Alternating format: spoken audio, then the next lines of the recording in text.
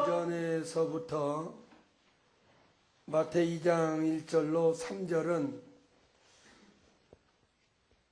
제가 해석을 해드렸습니다.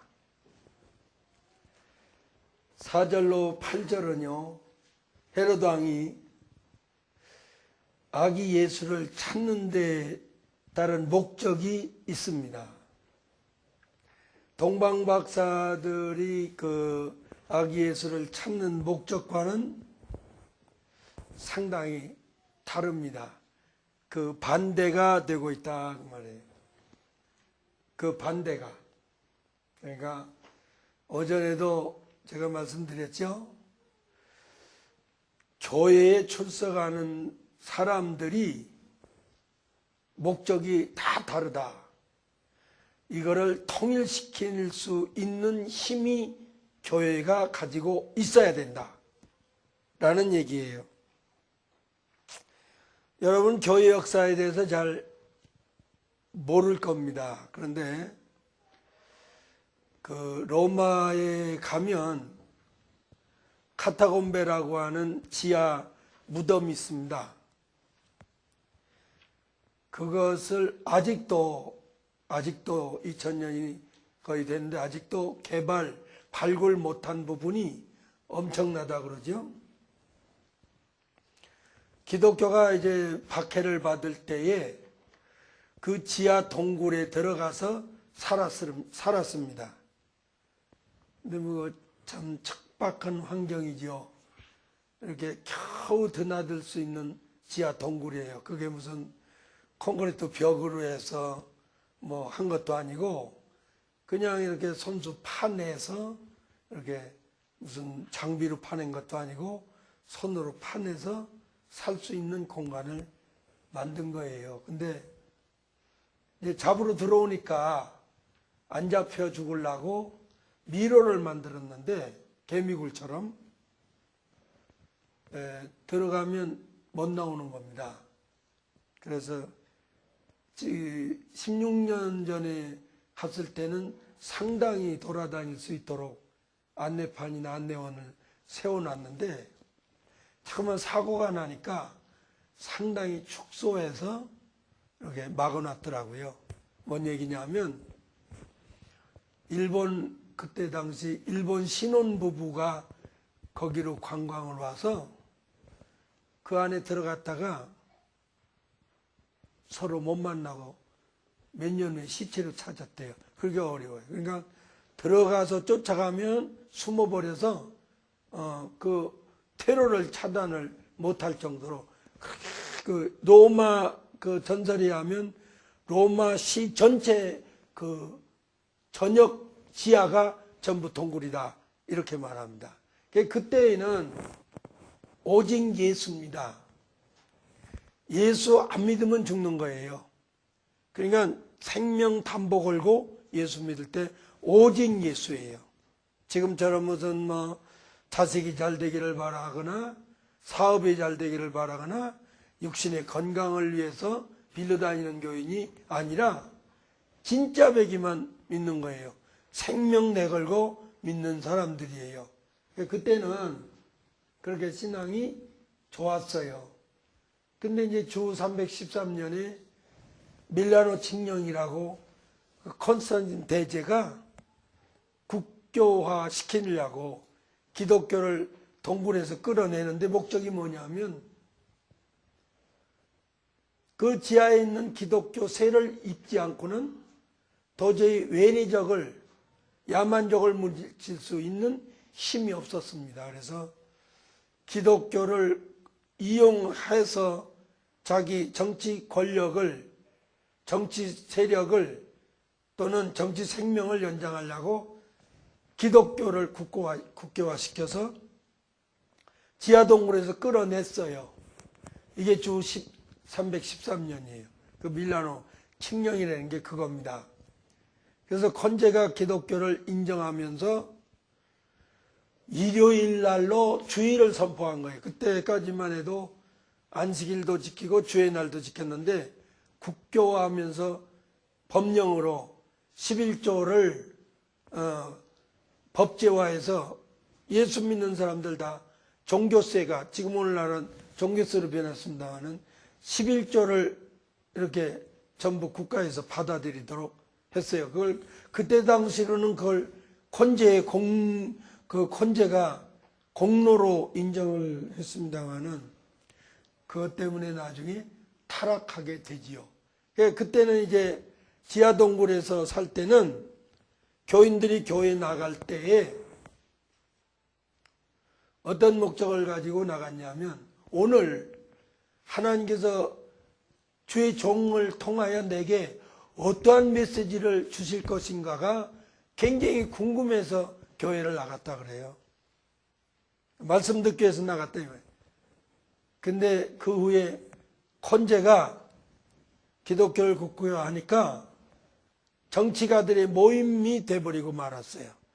그렇죠. 황제가 믿으니까 그 이하 쫄병들 출세하려고 눈치 보느라고 다 믿었지요. 그러니까 심하게 말해서 동네 통반장까지 전부 기독교인이 된 겁니다. 그때는 교회를 나가는 목적이 뭐였냐면, 내가 오늘 교회를 나가서 어떤 정치가를 만나서 내가 출세를 보장받아야 되겠느냐.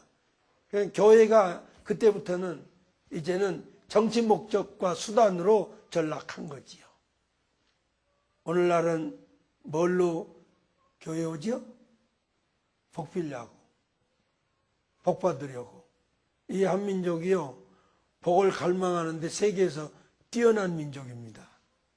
그래서 옷걸음 동정에도 전부 복이고, 그죠? 옷걸음에도 동정이고, 뭐고 다 복자가 새겨 있고, 고무신 코빼기에서부터 한 바퀴 돌아갈 때까지 복이고, 그죠? 맨 복탄형이에요. 복 받기를 엄청 좋아하는 민족에게 기독교가 덧입힌 겁니다. 개혁을 안 했어요. 기독교가 복 받는 종교로 전락해버리고 마른 겁니다. 이게 오늘날 우리 기독교가 힘이 없이 돼버린 원인이에요. 종교 지도자들이 잘못해서 그런 거예요. 아니라 기독교는 복만은 아니다. 하늘나라 갈 준비된 삶을 이 땅에서 사는 것이다. 복은 누가 받느냐? 주는 자가 받는다 라고 가르쳤어야 했습니다. 자, 우리 교인들도 따라서 합시다. 무엇을 주려고 내뻗는 손은 아름다운 손이지만, 무엇을 얻으려고 내미는 손은 추한 손이다. 어린아이들한테도 가르치세요. 주는 자가 행복한 자라고 사도행전 20장 35절에 주께서 친히 말씀하셨다고 기록되어 있습니다. 그 4절로 8절에 헤롯 왕이 아기 예수를 찾는데 그 목적이 다르더라 하는 얘기예요. 동방박사들은 예수님을 경배하기 위해서 불원천리 찾아왔습니다. 고생하면서. 근데 헤롯은 찾는 목적이 다르더라 그 말이에요. 이 말에서 제가 오늘날 교인들은 무엇 때문에 교회에 나오냐, 스스로 자문자답을 할 수 있어야 돼요. 답을 정확하게 얻어야 돼요. 나 복 빌러 왔다. 곤란해요. 예수 믿고 복만 받는 거 아니에요. 물질의 복 더구다나. 오히려 성경에서는 믿음 없는 자에게 물질이 많아진다는 것은 하나님을 떠날 염려가 있다고 신명기 8장 12절로 14절에 하나님이 분명 말씀하셨습니다.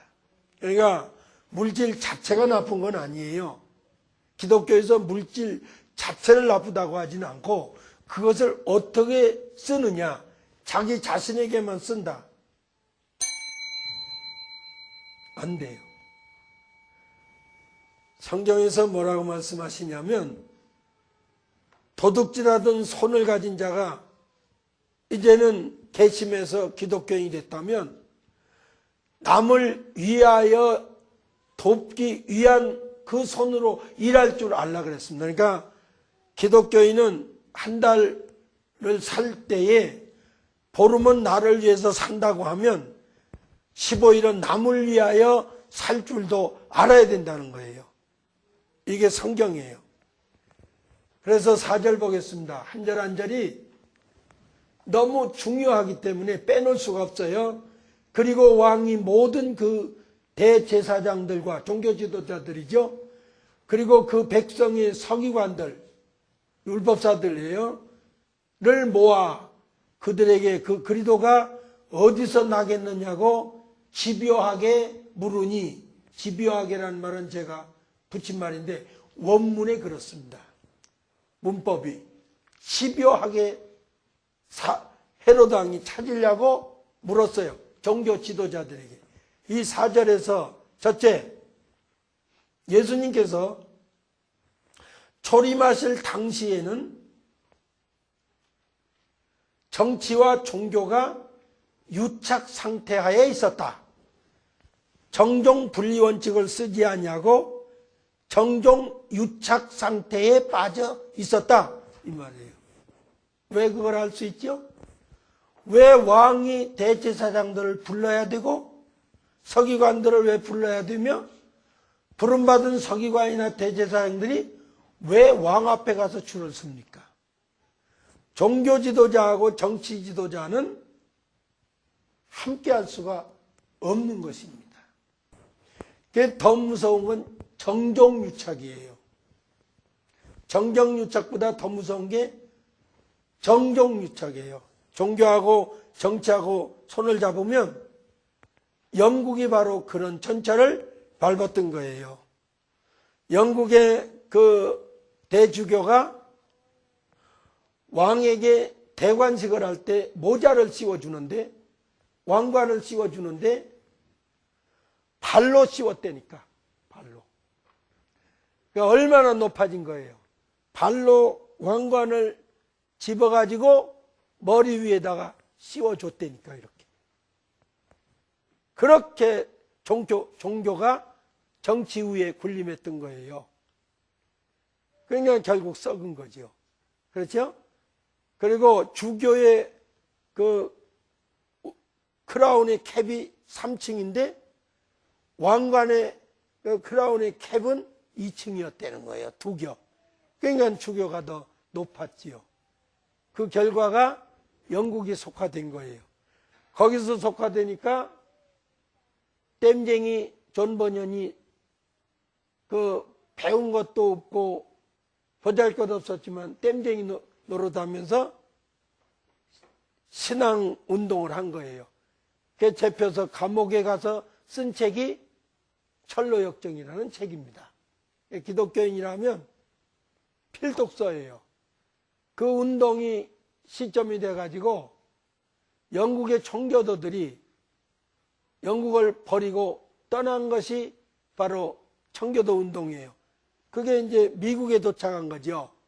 그래서 미국의 청교도들이 이제 정착을 한 거예요. 그러니까 영국이 못 살고 가난해서 살 수가 없어서 영국을 떠난 게 아니고, 야, 우리 하나님 어디 가서 좀 제대로 섬겨보자 해서 떠난 것이 영국이에요. 정치하고 종교하고 손을 잡으면 그렇게 썩어버리고 만드는 거죠. 여기도 보세요. 그리고 그 왕이 모든 대제사장들과 백성의 서기관들을 모았다 그럴 때 어떻게 그렇게 쉽게 왕이 모을 수가 있느냐? 정종유착 상태하에 있었다라는 것을 알게 하는 거예요. 하나님이 불러야 움직일 사람이어야지 세상의 왕이 부른다고 가서 뚜룩 달려갈 것은 아니라 이 말이에요. 이걸 보아서 그때 당시 타락했을 때의 예수님이 초림하셨다는 것을 알게 하는 거지요. 맞아요? 그러면 이 다음에 주님이 공중에 다시 올 때도 타락할 때 온다 그 말입니다. 그걸 내다봐야 돼요. 아멘. 그래서 종교 지도자들이 속화되면 하나님의 능력을 믿고 하나님 능력을 의지하여 그 무엇을 해보려 하기보다는 정치적인 힘으로 그 무엇을 하려고 정치의 손을 뻗고 정치 지도자 앞에 줄을 선다는 것이지요. 그러면 종교로서의 기능은 마비된 거예요. 여러분, 기독교가 건강해야 할 때는 정종유착이 돼서는 건강할 수가 없어요. 그래서 정치하고 종교하고 손을 잡으면 답은 영국처럼 속화돼 버린다예요. 여러분이 이제 교회를 건물을 보면 높은 탑이 있어요, 없어요? 있죠? 종탑이 있어요, 없어요? 그 부분이 건축비의 3분의 2가 들어간다, 이런 과장된 말들을 하는 사람들이 있어요. 또 실제로 많이 들어간답니다. 거기는 쓸 공간이 없어요. 종탑 속에는 쓸만한 공간이 없어요. 근데 그렇게 높이 해요. 이거는 뭘 얘기하냐면 그 건물이 중세 때 썩은 기독교에 반영하는 거예요. 교회는 세상 위에 군림해야 된다 그래서 그렇게 높이 친 거예요. 이제 아셨죠? 예배당 건물이 높이 있는 건 세상에서 제일 높아야 된다라는 상징적인 의미예요. 그래서 썩은 거예요. 그래서 저는 예배당, 교회 역사를 알기 때문에 예배당 질 때 그거에 신경을 안 썼어요. 요번에도 질 때 저 대부도도 보세요. 저 뒤에 있는 대부도도 그렇게 앉았나. 그죠? 그렇게 앉았어요. 여기 논현동 저쪽에 질 때도 그렇게 앉았어요. 교육하는 회당이에요. 추나 계고 회당이에요. 구약의 성전 건물이 아니에요. 근데 그 중세 때 진 건 성전 모형도 아니에요. 높이 진 거예요. 세상을 내려 눌러 갔다 이 상징이에요. 그러니까 중세 때 건물도 속화된 산물인데 지금도 그렇게 져여 앉아요. 이거 한번 생각해 봐야 돼요. 기독교인들이라면 왜 건물을 저렇게 졌을까? 저 때는 언제 것인가? 이 기독교인들에게요, 희한하게도요, 기독교 역사관이 없어요. 제가 볼 때는. 하다못해 찬송가에도 몰라요, 뭔지를. 그냥 부르면 되는 줄 알아요. 아니에요. 역사가 있어요. 여기에도 역사적인 교훈이 있잖아요. 그래서 기독교가 이렇게 정치하고 손을 잡으면 제사장이 제9시를, 서기관은 성경 필사자들, 구약에는 필사자인데 신약에는 학자예요. 성경 학자예요. 제9시를 못했어요. 대제사장들과 서기관들. 그리고 여기에 대제사장들이라고 하는 복수가 마땅치 않은 거예요. 대제사장은요, 딱 한 명이어야 돼요. 딱 한 명이야지 여러 명이면 안 되는 거예요. 아론 이후로 제사장은 딱 한 명이어야 돼요. 여러 명이 될 수가 없는 겁니다. 성경적으로. 명예와 영광을 위하여 제사장직을 팔아먹은 거예요. 돈만 주면. 그러니까 뭐예요? 성직 매매가 성행되어 있었다는 거지요. 이런 걸 보고 이 구절 속에 이런 뜻이 있구나를 알아야 돼요. 여러분이. 그래서 기독교가 황금하고 손을 잡아도 제9시를 못해요. 정치하고 손을 잡아도 기독교는 속화예요. 맞아요? 이게 기독교 역사예요. 보세요. 기독교하고 뭐하고 정치하고 손을 잡으면 답은 속화예요. 기독교하고 황금하고 손을 잡아도 속화예요. 소련의 전철을 밟아요. 여기는 영국이라고 그랬어요. 맞아요? 기독교하고 향락하고 악기도 들고 예배 드리는 거 좋게 보이지만 역사관이 없는 사람들이 무비판적으로 받아들이는 거예요. 향락하고 손을 잡으면 답은 속화예요. 미국이에요. 여러분, 미국이라고 다 좋은 거 아니에요. 신앙은 미국에서 잘못 들어온 거예요. 나만 욕먹을 소리 하고 있는 거예요. 자유주의 신학 들어왔어요, 미국에서. 얘기가 길어요, 역사적으로 하려면. 미국 청년들이 독일 가서 신학을 해갖고 들어오면서 철학을 갖고 들어왔어요. 독일은 철학 신학이에요. 신학 철학이에요. 독일 자체는 철학과를 안 나오면 신학을 할 수가 없게 만들어놨어요. 그냥 철학한 다음에 신학해야 돼요. 그게 철학이에요. 그걸 받아들여서 나온 것이 자유주의 신학이에요. 여러분, 자유주의 신학은 신학 아니에요. 우리나라에 돌아가신 안목의 목사님이 갖고 들어온 거예요. 자유주의 신학. 암덩어리 갖고 들어온 거예요, 여러분. 에이즈 신학 갖고 들어온 거예요, 썩어버리도록. 뭔지도 모르고 미국 가면 다 전 줄 알아요. 여러분, 미국에 요리집으로 되어 있는 교회 있죠. 하면 된다, 안 되면 되게 하자. 신앙 아니에요, 그거는. 신념이지. 노만 휠, 로버트 슐러 이런 분들은 신앙이 아니에요. 하면 된다, 안 되면 되게 하자요. 그건 신앙이 아니고 신념이에요. 그 신앙은 뭐냐? 나는 할 수 없다, 그러나 하나님은 하신다, 고로 나는 그분을 의뢰한다. 이게 신앙이에요. 기독교하고 숫자하고 붙으면 답은 역시 속화예요.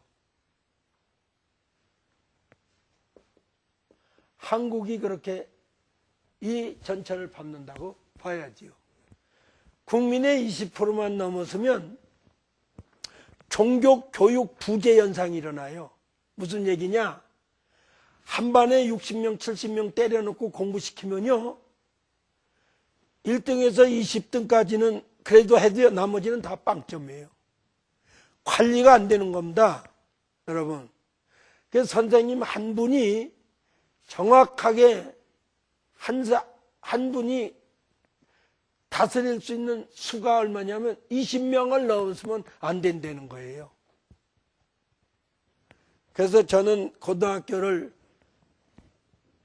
설계도를 다 만들어 아직도 안 버렸어요. 하나님이 기회를 주면 내가 고등학교 하나는 제대로 만들어 놓고 교육을 시켜야겠다. 사람 교육 시키는 게 최고거든요. 기업도 잘해야지만 인재 양성이 기업보다 더 중요한 겁니다. 아니에요? 그런데 20명 이하로 만들었어요, 숫자를. 10개 반. 내 거가 흘러갔는지 요즘 그 외고가 그렇게 한다고 그러죠?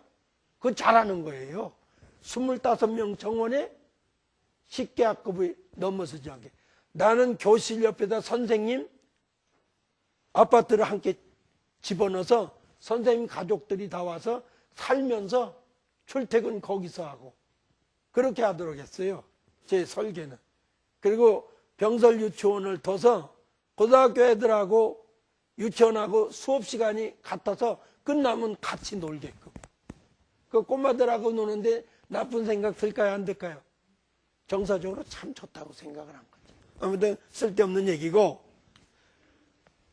국민의 20%가 넘어서면 교육이 안 돼, 신앙 교육이. 내가 이렇게 안 돼, 관심이 없는 분들이 두 분이 계시네. 여기는 호텔이 아니에요. 주무시는 데가 아니니까 주무시고 싶으면 집에 가서 편안히 누워서 주무세요. 이렇게 한국이 지금 이걸 밟고 가고 있지 않느냐 이렇게 보는 겁니다. 숫자 놀이에 향락 놀이에 황금을 추구하고 정치를 갈망하고 네 가지 다 붙었어요? 안 붙었어요? 안 붙었다고 해야지. 네 가지 붙었어요? 안 붙었어요? 안 붙었다고는 얼마나 좋까요? 지금 이런 지경이에요. 여러분이 이런 상황에서 신앙생활을 하고 있다. 올바로 할 수 있느냐? 의심쩍어야지. 교회라는 곳은 세상에 있어야 돼요. 물론 황금도 필요해요. 그러나 황금 있는 동네에서 황금에 취하면 안 되지요. 마치 배가 물 위에 떠 있어야 배예요. 물이 없으면 배가 안 돼요. 교회도 세상이 없으면 교회가 있을 수가 없는 거예요. 그러나 배가 물을 받아들이면 배가 아니에요. 그때부터는 물 위에 떠 있어야지. 물 한 방울이라도 들어오기 시작하면 그때는 어려워요. 배의 기능을 잃어버리고 빠져서 배 탄 사람들이 다 죽어야만 해요. 하듯이 교회도 세상에 필연적으로 있어야지만 세상을 받아들이면 안 되지요. 돈을 받아들이고 정치를 받아들이면 안 돼요. 그것을 이겨야지요. 처연하게 이겨야 된다 이 말이에요. 아멘? 근데 여기 보세요. 이렇게 쭉 모였다 이렇게 표현할 수 있지요. 왕이 헤롯 왕이 모든 대제사장과 서기관들을 모았다는 것은 유대 종교 지도자들인 대제사장들과 서기관들이 정치에 유착되어 있어서 제 기능을 제 할 일을 하지 못하고 있는 시대에 예수님이 태어나셨다 이렇게 봐야지요.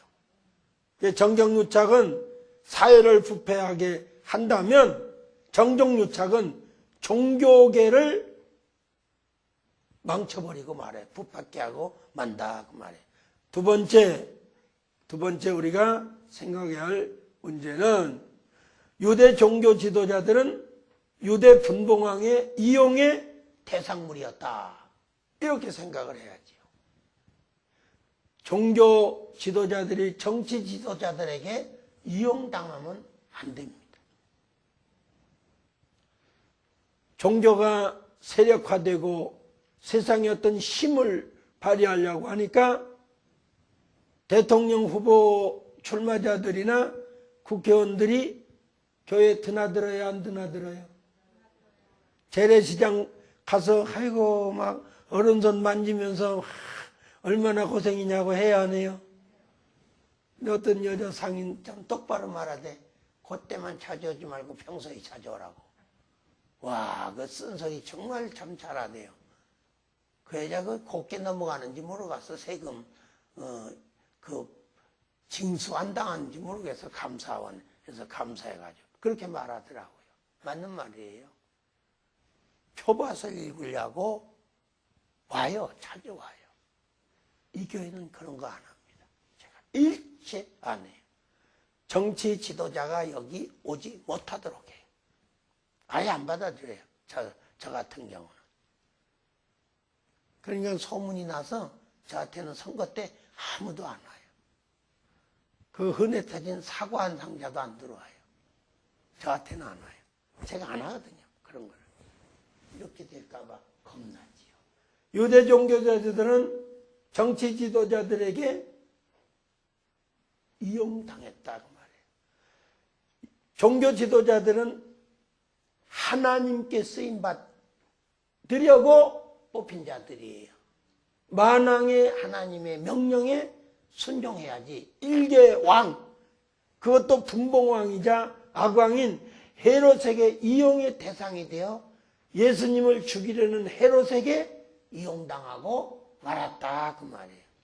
헤롯 왕이 당시 제사장들과 서기관들이 헤롯의 부름에 이렇게도 그리 쉽게도 모일 수 있었다는 것은 종교 지도자들이 정치적인 힘을 빌려가지고 출세하려는 욕망이 가득한 속화된 종교 지도자들이라는 것을 알게 합니다. 또한 대제사장은 하나여야지 여러 명이 되어서는 안 된다. 왜냐하면 대제사장은 아론이 죽으면 그 아들 하나가 대제사장이 되어야 하는데도 당시 종교가 얼마나 정경유착에다가 정경유착이 되었든지 돈만 내면 대제사장 자리를 준 겁니다. 그래서 제1성전 410년간에는 대제사장이 18명으로 늘어났고 제2성전인 기간인 420년 기간에는 무려 300명이나 되었다고 하니까 예수께서 태어나실 당시의 제사장들의 수야 감히 짐작할 만 하지요. 이렇게 많은 제사장이 돈만 주면 대제사장 노릇을 할 수가 있었던 거지요. 오늘날 인천에만도 목사 안수받고 택시 대리운전 대기자가 몇천 명이래요. 슬픈 일이에요. 너무 양산이에요. 그것은 대교단주의 하다가 그렇게 된 거예요. 대교단주의가 뭐예요? 우리 교단 만교회, 우리 교단 5,000교회, 이 대형 교단 만들려고 하다 보니까 어디서 정통성도 없어도 목사라 그러면 우리 교단에 받아들인 거예요. 목사 하나면 한 교회라고 생각을 하니까 우리 교단 만교회 어마어마하게 세력적으로 이게 대교단주의 하다가 목사 질 더럽힌 것이고 대교회주의 하다가 성도들의 질을 더럽힌 겁니다. 여러분 이런 거 좀 알고 다니세요. 교회를 드나들어도. 오냐 하고 교인 오는 거 이렇게 하다 보니까 아무나 다 받아들이는 시기 됐고 아무나 받아들이는 건 좋아요. 아무렇게나 살아도 내버려 두는 게 문제지요. 오전에도 제가 말씀드렸잖아요. 교회라는 곳은 죄인이 들어올 수 있어요. 첩질하던 사람이 들어올 수 있어요. 술 주정뱅이에 들어올 수 있어요. 교회 들어와서는 회개하고 축첩을 못하게 해야죠. 우리나라 기독교가 처음에 들어올 때 뭐 했습니까? 축첩 못하게 하도록, 노림 못하게 하도록, 술집 못 드나들게 하도록 이거 운동 벌였어요. 여자들 사치 못하게 하는 운동. 그러니까 아무나 들어올 수 있지만 그대로 있다가 내보내면 안 된다. 의인으로 바꿔서 내보내야 되는데 그 기능이 없어져 버렸어요. 무슨 교회주의 하다가? 대교회주의 하다가 많이 그래서 목사님들 간에 만나서 인사를 하면 무조건 만나자마자 몇 명 나와요 교회 이거예요. 이게 인사예요. 목사님 교회 몇 명이에요? 이게 이제 인사고 그 다음에는 버스는 몇 대예요? 버스 몇 대니에요? 장로님 몇 분이세요? 이런 게 인사예요. 그러니까 세력을 견줘보는 게 인사예요. 그건 잘못된 인사예요. 목사님께 평안 하십니까가 제일 좋은 인사예요. 예수님이 부활하신 이후에 제자들을 3번 만나셨는데 만나실 때마다 너희에게 평안이 있느냐? 샬롬. 평안하냐고 묻는 게 최고인데 몇 명 뭐예요? 몇 부대예요? 제가 이런 방송을 극동방송 한참 할 때 하니까 저 계산동의 어느 교회 성가대 지휘자랍시다. 목사님 설교 들었는데요. 기가 막힌 얘기 한번 할게요. 왜요? 그러니까 우리 교회 오부들이거든요. 몇 명이나 돼? 100명도 안 되는데 오부들이에요. 왜 그러니까 주보 보고 누가 오부 드린다면 엄청 많은 교회라고 오게끔 하려고 그런다는 거예요. 근데 그건 다 좋다 이거예요. 오부 드리는데 성가대를 하는데 얼마나 힘들겠어요. 그건 아무것도 아니래요. 그분 얘기는 성가를 5번 하는 건 좋은데 목사님 5번의 설교가 똑같대요. 반백이래요.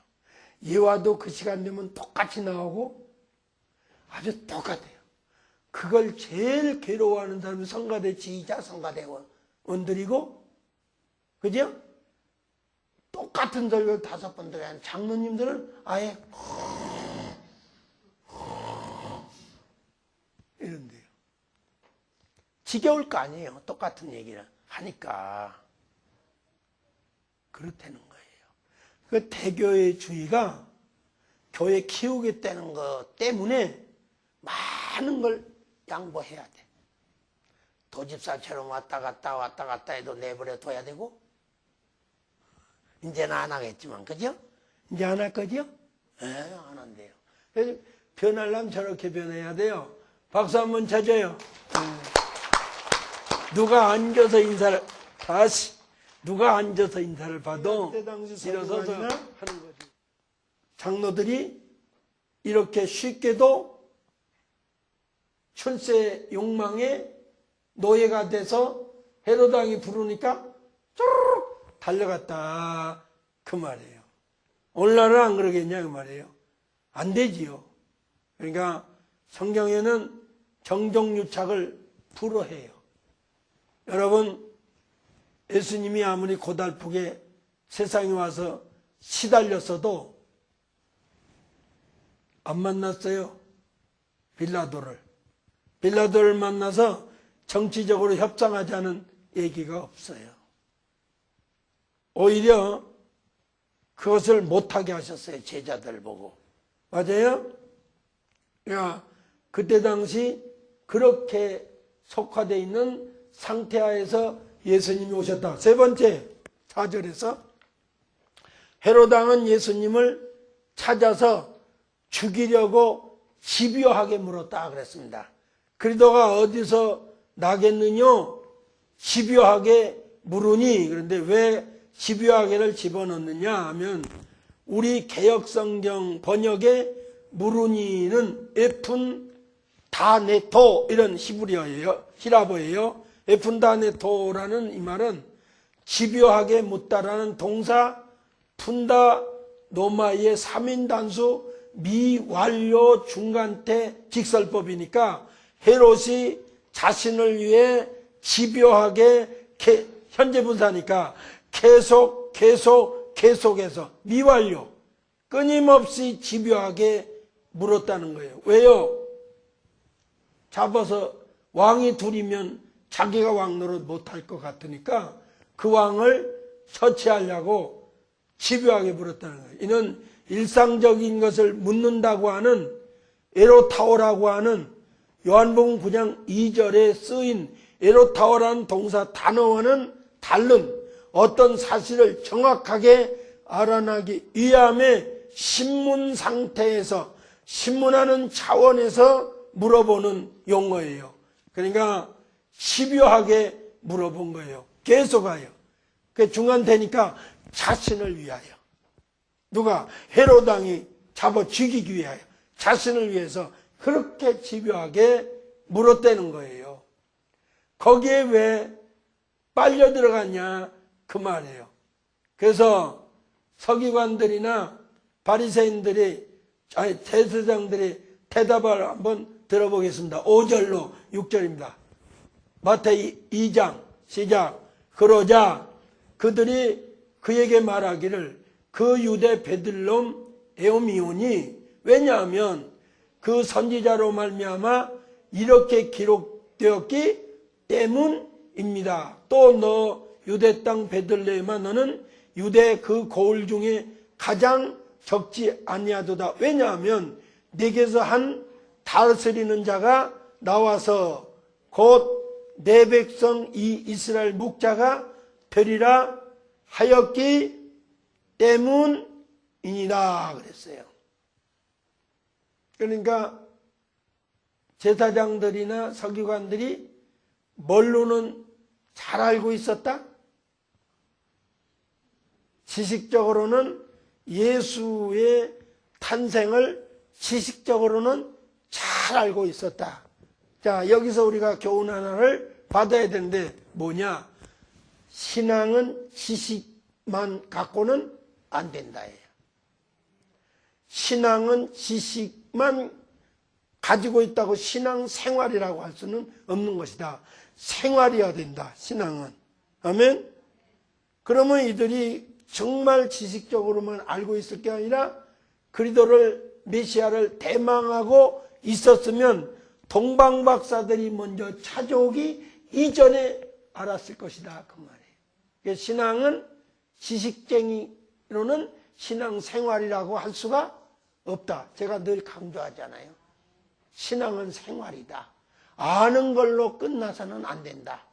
실천하는 데까지, 행하는 데까지 나아가야 완전한 신앙이다. 야고보 2장을 그럴 때 참고해 보면, 그렇죠?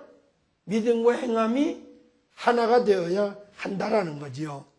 그러니까 예수 그리스도께서 탄생하시면 하나님께 택함받고 또한 말씀을 맡은 백성들이, 그 중에서도 백성들에게 율법을 가르치는 서기관들이나 제사장들이 제일 먼저 아기 예수를 만나 뵙고 경배 드리는 복을 받아야 했는데도 그리스도로 태어나신 예수 그리스도에 대한 성경적 지식은 갖고 있었으나 말씀을 삶에 적용하지 아니하여 그리스도로 태어나신 아기 예수님을 만나 뵙지 못하여 경배드리는 복을 받지 못하고 도리어 택함받지 못하고 성경을 알지도 못하는 동방에서 온 세 사람의 점성가들이 아기 예수님을 만나 뵙고 경배드리는 복을 받았습니다.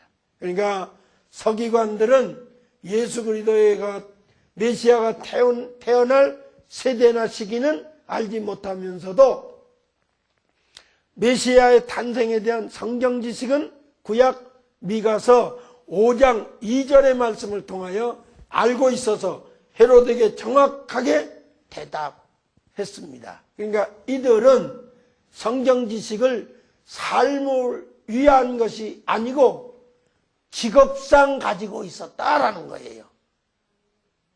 흔히 목사가 빠지기 쉬운 것이 그런 겁니다. 목사는 성경을 많이 알아야 된다. 맞습니다. 그러나 목사도 삶이 없는 지식 나열은 따분합니다. 그러니까 교인들이 목사의 설교를 듣고 은혜를 받는다 하지만 3년이 넘으면 은혜가 안 된다는 말을 하는 것은 3년 되니까 목사의 삶이 다 드러나니까 은혜가 안 된다 그 말입니다. 그러니까 삶이 설교가 되어야지 설교만 가지고는 안 된다. 그러니까 1시간짜리 주일 설교로 목사 일 다 하는 게 아니고 목사 나머지 일주일의 삶이 설교적인 삶이 되어야 설득력을 잃지 않을 수 있다. 이런 얘기예요. 그러니까 삶이 설교가 돼야지 살지는 않으면서 여기 1시간 서서 근사하게 웃기고 울리고 한다고 명설교가 될 수는 없다 이겁니다. 아멘. 가르치는 선생으로 끝나면요, 저도 쉽지요 뭐. 이들은 성경 지식은 정확하게 가르치고 있는데 그것이 삶이 되지 않았다는 거지요. 그래서 서기관들이 지식적으로는 잘 알았어요. 그래서 예수님이 세상 나라의 정치적인 왕이 아니라 영적인 왕이라고 가르쳐주지를 못했어요. 헤롯이 찾아서 왜 그럽니까? 왕이라며? 아니요. 그분은 헤롯 왕 같은 정치적인 왕이 아니고 그분은 유대인의 영적인 왕으로 오신 분이요. 이 가르칠 수가 없었어요. 그들과 헤롯 왕과 똑같이 생각을 했어요. 그래서 애매하게 그들이 잘못하는 것 때문에 2살배기 이하의 어린이가 엄청나게 죽임을 당해야만 했어요. 그러니까 종교 지도자의 한 사람의 악영향이 어마어마하다는 것을 우리는 배워야 돼요. 아멘. 제가 여기서 1시간 설교하는 것으로 다 끝나는 게 아니에요. 여러분 천국 들어갈 자로 길러내야 돼요. 그거 못하면 아무리 예배당 근사하게 지고 수만 명이 와서 앉아 있어도 그건 세상 일로는 평가받을지 몰라도 그게 목사님 많은 신도 데리고 있더구만. 그래서 높아질지는 몰라도 하나님께는 아무 소용이 없습니다. 그러니까 그렇게 가르쳐 줬더라면 유대인의 왕이 정치적인 왕이 아니라 영적인 왕이라고 가르쳤더라면 적어도 어린아이들이 애매하게 죽임당하지 아니했을 것이고, 또한 자신들의 출세를 위해 헤롯 왕에게 말하지 아니하고 백성들에게 가르쳐 백성들이 동방에서 온 점성가들보다 먼저 아기 예수님의 탄생을 알고 먼저 찾아 경배했을 것인데, 서기관들은 말씀은 백성들에게 가르치는 직분자답지 못하게 지식적으로만 알고 출세하기 위해서 이 지식을 이용했던 것입니다. 이같이 서기관들은 직업인답게 성경 지식은 갖추고 있었으나 메시아 탄생에 대한 대망이 없어서 영적으로 깨어있지 못하여 메시아가 탄생한 장소는 찾아 나서지 못하면서 만나 뵙지도 못하면서 경배드리지 못하면서도 성경 지식적으로는 잘 알고 있었다는 거예요. 여러분, 지식적으로만 신앙생활 하는 거 아니에요. 알아야지요, 물론. 그러나 그게 삶이 될 때까지 무단히 자기와의 싸움에서 이겨야 됩니다. 깨달은 대로 가족끼리 서로 이야기해 보세요. 오늘 여기까지만 할게요. 7절, 8절은 헤롯의 간교한 속임수예요. 여기에 동방박사들이 말려 들어가지 않았다는 거예요. 우리는 여기서 이겨야 할 자가 누구냐? 소수라는 거예요. 다수는 다 넘어갔어요. 이거는 이번 주 24일 저녁에 설교하겠습니다.